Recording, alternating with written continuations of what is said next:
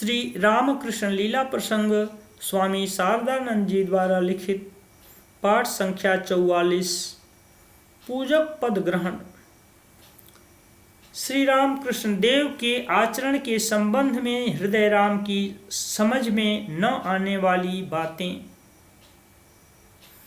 श्री रामकृष्ण देव का हृदय राम पर जो विशेष स्नेह था, इस बात को वह स्वयं अनुभव करता था।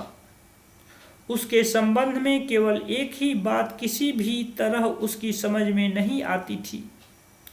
वह यह थी कि जिस समय वह अपने बड़े मामा रामकुमार जी को किसी विषय में सहायता करने के लिए जाता था, दोपहर को भोजन करने के पश्चात कुछ समय के लिए जब थोड़ा सा विश्राम करता था, अथवा सायंकाल जिस समय मंदिर में आरती का दर्शन करता था, उस समय कुछ देर के लिए श्री रामकृष्ण देव न जाने कहाँ अंतर्हित हो जाते थे।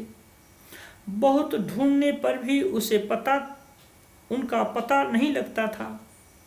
तदनंतर 2-1 घंटे के बाद जब वे वापस आते थे, तब पूछने पर वे कहते थे, मैं तो यहीं था। किसी दिन उनकी खोज में निकलकर उन्हें पंचवटी की ओर से वापस आते हुए देख वह सोचा करता था कि शायद शौचादि के लिए वे उधर गए होंगे। अतः उस संबंध में उनसे वह और कुछ नहीं पूछता था। श्री रामकृष्ण देव द्वारा निर्मित शिव मूर्ति का दर्शन कर मथुर बाबू की प्रशंसा। हृदय राम कहता था कि एक दिन मूर्ति बनाकर शिव पूजन करने की श्री रामकृष्ण देव की इच्छा हुई थी। हम इससे पूर्व यह कह आए हैं कि बाल्यावस्था में कामारपुकुर में कभी कभी वे इस प्रकार पूजन किया करते थे। इस प्रकार पूजन करने की इच्छा होते ही वे गंगा जी से मिट्टी लाकर उससे वृष, डमरू तथा त्रिशूल सहित शिवजी की मूर्ति अपने हाथों से बनाकर पूजन करने लगे। मथुर बाबू उसी समय टहलते हुए वहां आ गए और तन्मयता के साथ वे किसका पूजन कर रहे हैं यह जानने के लिए उत्सुक हो उनके निकट आकर उन्होंने उस मूर्ति को देखा। बड़ी न होने पर भी वह मूर्ति बहुत सुंदर थी। वह देखकर मथुर बाबू विस्मित हुए तथा समझ गए कि बाजार में उस प्रकार देव भावांकित मूर्ति का मिलना संभव नहीं है। कुतूहलवश उन्होंने हृदय राम से पूछा, यह मूर्ति कहाँ मिली, किसने बनाई है? उत्तर में हृदय राम से यह सुनकर कि श्री रामकृष्ण देवियों की मूर्ति बनाना तथा भग्न मूर्तियों को जोड़ना जानते हैं, वे अत्यंत विस्मित हुए तथा पूजन के पश्चात उस मूर्ति को उन्हें दे देने के लिए उनसे अनुरोध किया। हृदय राम भी इस बात से सहमत हो पूजन के उपरांत श्री रामकृष्ण देव से कहकर वह मूर्ति उन्हें दे आया। मूर्ति को पाकर मथुर बाबू उसे विशेष ध्यान से देखने लगे और स्वयं मुग्ध हो उन्होंने रानी को भी उसे दिखाने के लिए भेजा।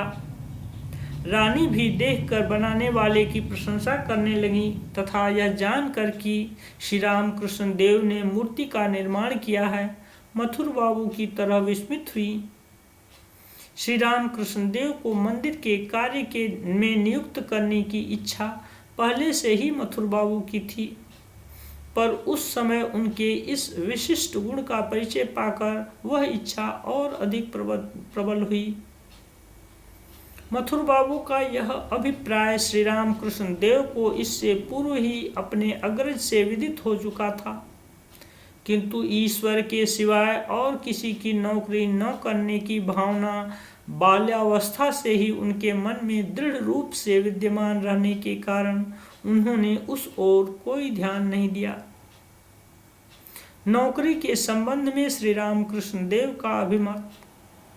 नौकरी के बारे में श्री रामकृष्ण देव को प्रायः यही भावना व्यक्त करते हुए हमने भी सुना है।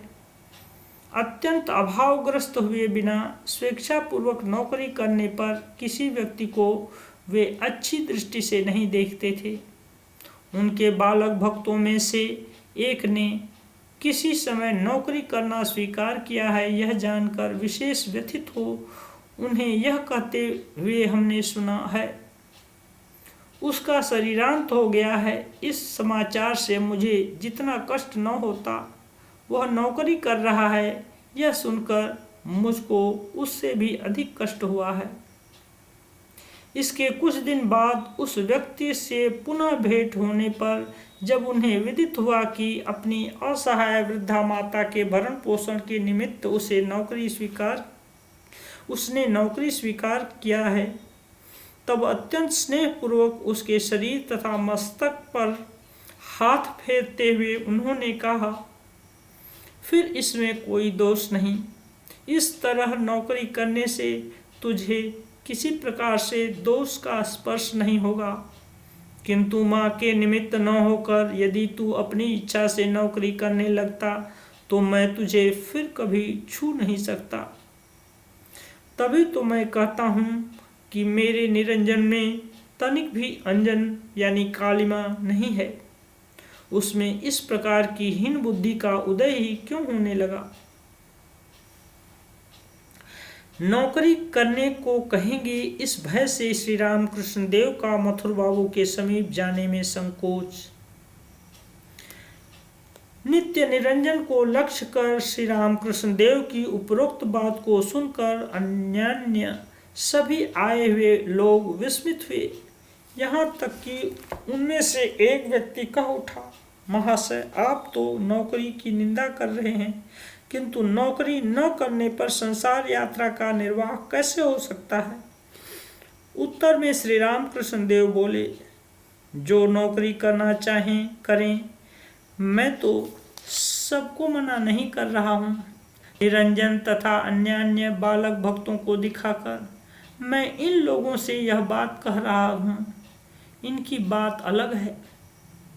श्री राम कृष्ण देव अपने बालक भक्तों के जीवन को दूसरे ही प्रकार से निर्माण कर रहे थे तथा यह कहना ही पर्याप्त है कि पूर्ण आध्यात्मिकता के साथ नौकरी का कभी सामंजस्य नहीं हो सकता है। इस प्रकार की धारणा के वशीभूत होकर ही उन्होंने ऐसा कहा था।